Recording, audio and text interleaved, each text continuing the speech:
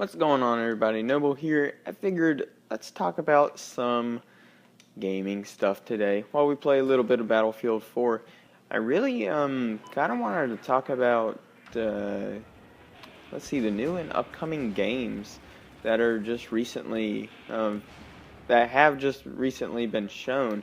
And if you've been paying attention at all to the gaming news just a little bit, you would know that tons of new games are getting like their trailers shown and everything like that, and it's pretty cool.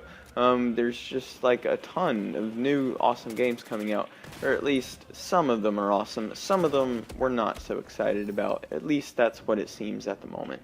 So first off, I'd like to talk about the two main ones that are really going to compete against each other. The first one being, of course, Battlefield 1, which many fans are looking forward to.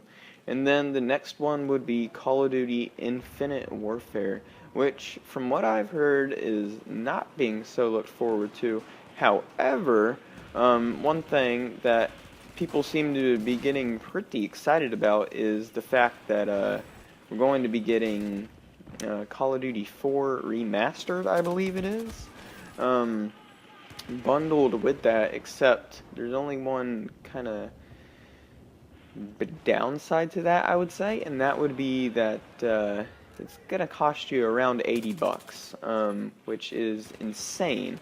Because you know, most people, they really want COD 4 remastered, but they are not really willing to shove out pretty much an update for Call of Duty Advanced Warfare. And that's kind of the stance I've taken on the new Call of Duty out there. It's almost like it should have been an update for their current game, not a new game altogether, which, you know, is kind of weird to say. Especially, I think it's just because, you know, their decision making on going through with this game, because this is a really, it just doesn't make much sense for them to go and make a third, I believe it's their third or actually, maybe their fourth. I'm going to go with their third consecutive kind of futuristic title that they've made out there. Which, you know, in my opinion, isn't a very good marketing choice. However, with Battlefield, on the other hand, which you can see me playing right here, they just released $15 worth of DLC content for free, which nearly everyone is using just because the guns and the maps, for the most part, are extremely good. Mainly the weapons. Some of the maps aren't the greatest for some game types, but for the most part, I'd say the Dragon's Teeth DLC that they released is probably the best one that you could have bought. I bought it on the 360, and I gotta say it was well worth the money. Because you do get so much good stuff for it. Mainly the MPX, which I have right here, the Desert Eagle 44, and the Bulldog, which is kind of like a Bullpup Scar H. I guess would be the best comparison for that. But yeah, Battlefield's releasing this DLC, getting more people to come back to their game, which I definitely saw work. Like, I noticed after they released that free DLC, I saw probably a 300% increase in the amount of servers running. I don't know if that's just a coincidence, so that's gonna hurt. I don't know if that was just a coincidence or whatever, but there were so many more servers and people playing the game than usual. Oh, that's unfortunate. But yeah, there were so many new or more people just playing the game. So that's getting everyone's spirits kind of rekindled for the Battlefield series. And then right after this, we're going to have Battlefield 1 launching in October. And this kind of fan base that they built up is now excited again, and they're playing the games. And then they're going to get to experience a whole new kind of Battlefield game, which we haven't really seen yet. Pretty much in like major title gaming in general, we haven't seen a game quite like this come out before, which is, you know, almost kind of surprising, just because of I feel like a lot of people have actually asked for this in the past, kind of an old-timey shooter instead of kind of the modern military stuff and all this futuristic stuff that's come out. But that, however, being said, does leave room for COD 4, which, is almost a classic in gaming now. And pretty much, I think what Call of Duty is betting on is the fact that the old player base is going to come back for this, not new game, but remastered game. And a lot of people are really excited for it, but it basically comes down to, are these people willing to basically shove out $80 for a $20 game? Because, I mean, if you think about it, pretty much any new game is going to be, $60 nowadays. That's usually what a new game's going to run you, especially a large title like Call of Duty or something like that. And then, pretty much you're getting two games in one with this. So that being $80, the game's almost considered a $20 value if you look at it from that perspective. So it's almost like you're paying $80 for a $20 game. Is it worth it to some people?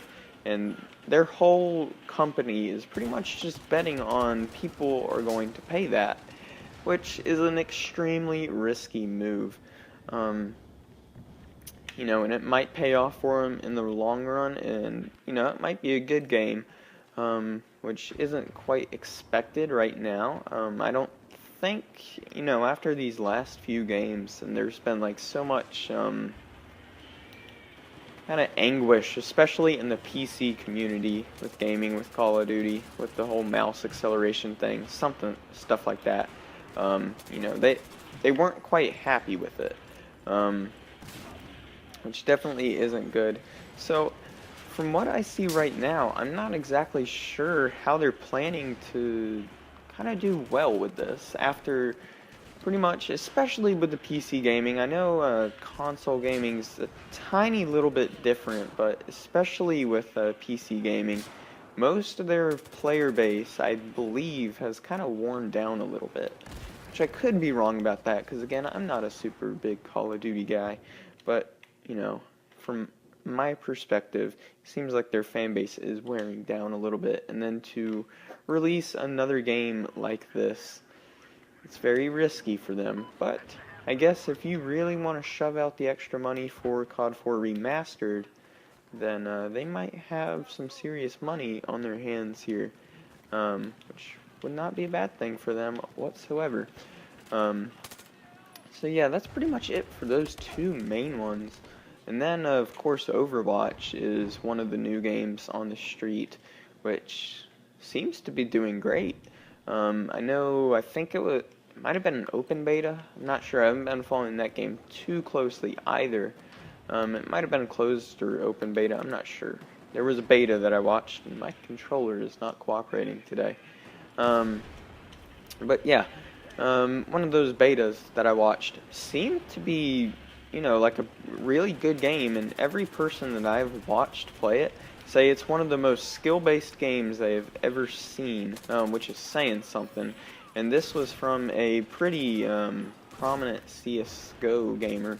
So to hear something like that from someone who plays like Global Elite on CSGO, which for those of you who don't know is like the highest ranking you could possibly get, to hear someone like that say that this kind of animated kind of new game is one of the most competitive they've ever played, it's definitely saying something.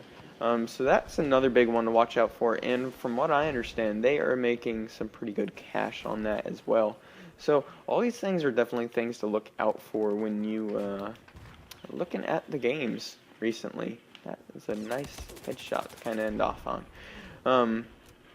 But yeah, so all those things combined, we're looking at a pretty weird, complex gaming situation coming up here.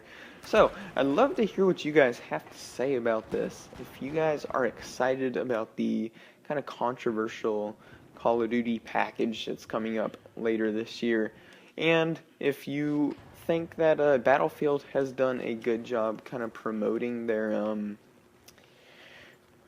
franchise to gather up, or rather I say, round up all of their old players and then kind of bring them in to get them excited. But anyways, I would love to hear what you guys have to say about this down in the comments section. That would always be awesome to hear from you guys, what you guys think about all these new and upcoming games. But getting the winning kill feels pretty nice. So I think we're going to end that off there for today. If you like these kind of talking videos and stuff like that, make sure to leave a like on the video and stuff like that. But that's going to be it for me today, guys. See you in the next one. Goodbye.